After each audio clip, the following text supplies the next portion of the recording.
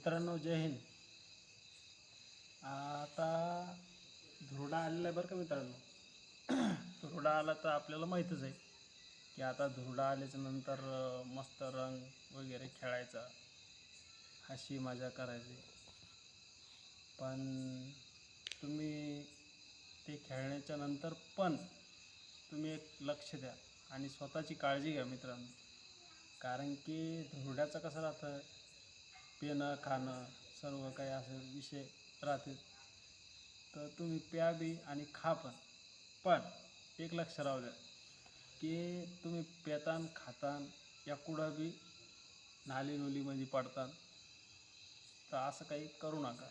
आणि पडले पण तर तुमच्या घराच्या आसपास तुम्ही लोळा, पडा.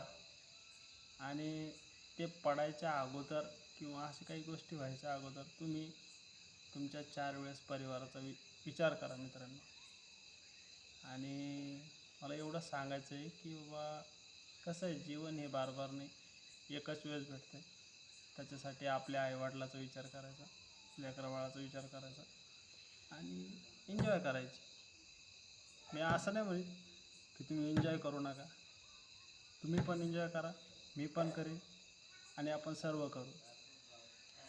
पण कसं आहे, आपल्या आईवडिलाचा विचार, आपल्या मित्रपरिवाराचा विचार, आपल्या लेकराबाळाचा विचार, आपल्या बायकोचा विचार हे आपणच करणार आहे, दुसरं कोणतं करणार नाही.